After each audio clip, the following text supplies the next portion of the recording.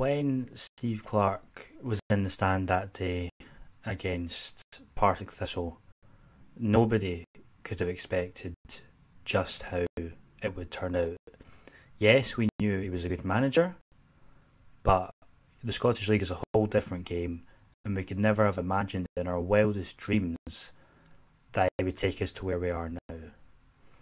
It's incomprehensible that just 19 months ago we'd arrived at Partick Thistle. We were still winless in the league.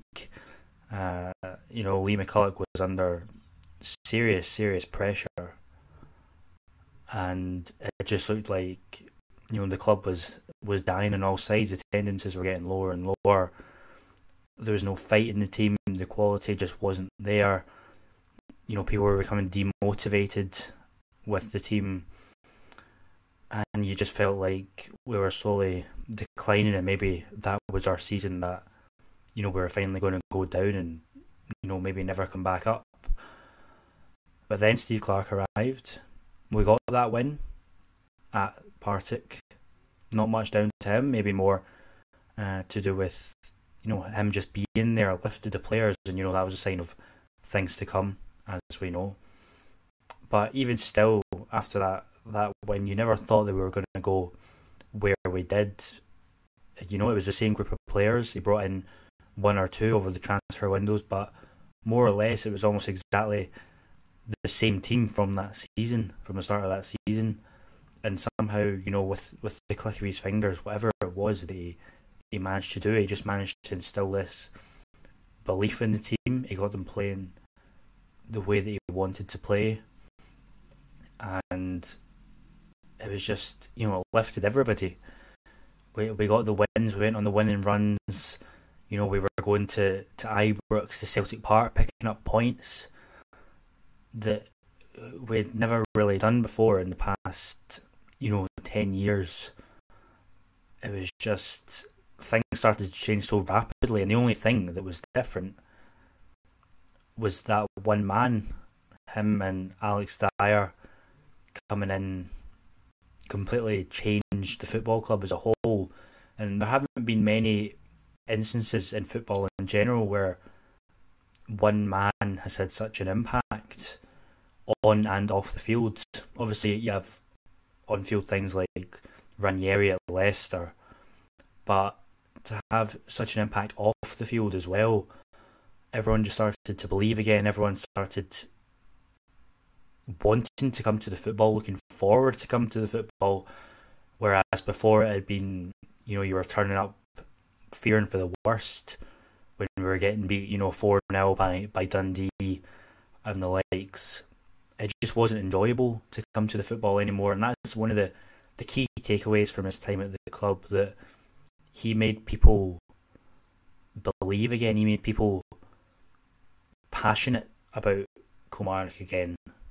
And yes, you can have all the success you want, the third place, the European qualification, but the main thing for him, as well as everybody else, was just that he re-energised everyone. He got everyone believing again, and he made people want to support the team, whereas before they were perhaps a bit embarrassed to say they supported Kilmarnock just because we were doing so badly at the time.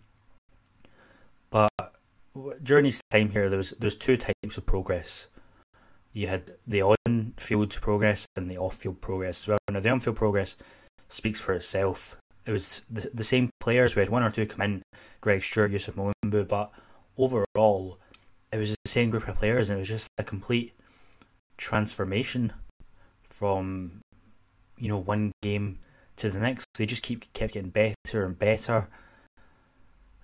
The work effort, the work rate and the effort was there as well, but just their overall quality just somehow jumped when he came in, and that's a sure sign of a fantastic coach, who knows how to get the best out of his players. And there are very few coaches or managers in the world that can have that sort of effect on the same group of players, and that's why we were so successful. Third place, Europa League, even fifth place last season. And just getting the record points totals, breaking all the records, even just going to places like Celtic Park, like Ibrox, even Pittodrie, and thinking, we can actually get something here. And I think that showed in the attendances, the away crowds. They just kept getting bigger and bigger as the season went on, and this season as well. People just started to believe, they wanted to go and be there at away games for the teams because they knew that there's a good chance of getting 3 points. And that the backing from the fans helped massively. We've seen it in key games this season. The St Mirren away game, where we scored really late on. The Hearts game, third last game, where we scored really late on. That was massive points. And yes, we had that bad run in January and February, but all teams are going to go through that, and it's testament that we went 8 or 9 games without a win, but yet still managed to finish third. You can maybe say, what if we just picked up a couple of points here and there, and we could maybe have been challenging for second. But I think you have to be realistic that you're not going to go through the season winning every game or not losing. There are always going to be bad patches, but it's how you come through them, and I think he managed that really well. He knew that if we just kept trying, that we would get through that patch, and we did. But not just on field, but off field as well. Kilmarnock, as a town, relies on the football club a lot. A large percentage of the population of the town go to the games each week, and it's a huge part. Even more so with the fact that we are so close to Glasgow, and there's a lot of old firm fans in the town. But he sort of made everyone proud again to be from Kilmarnock, and I think that's just invaluable.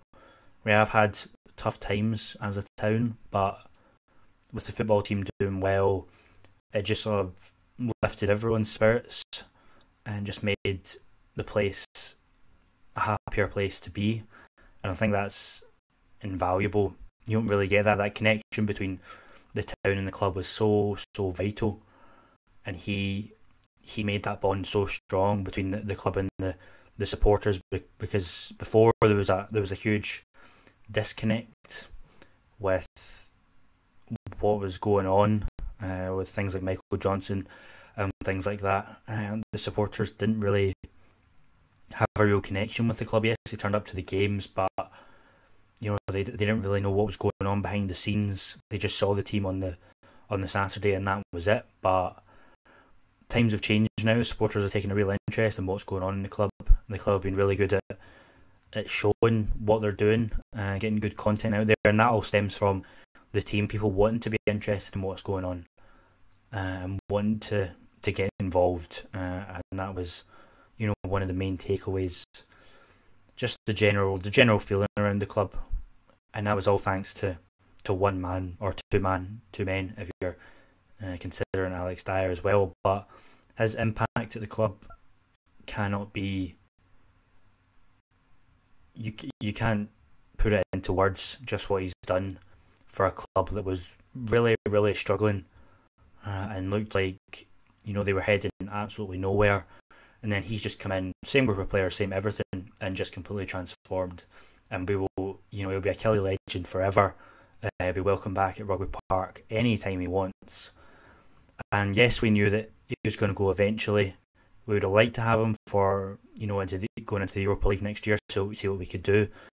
But it's still the same group of players there. There will be a couple leaving in the summer, but it's going to be the same core group of players. They know how to play, they know how to get the results from his training, and we're still optimistic for the future. And it's no surprise that he was wanted by the SFA just with the job he's done. I think it was just surprising for everybody that he wasn't asked sooner and he didn't take it sooner, and I think they made a big mistake with that, but it's all to the benefit of us.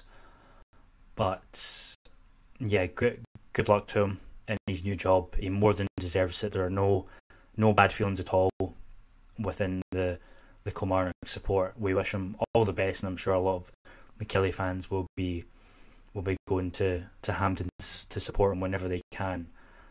And I'm sure that he knows that he'll always have a special place in Kelly hearts.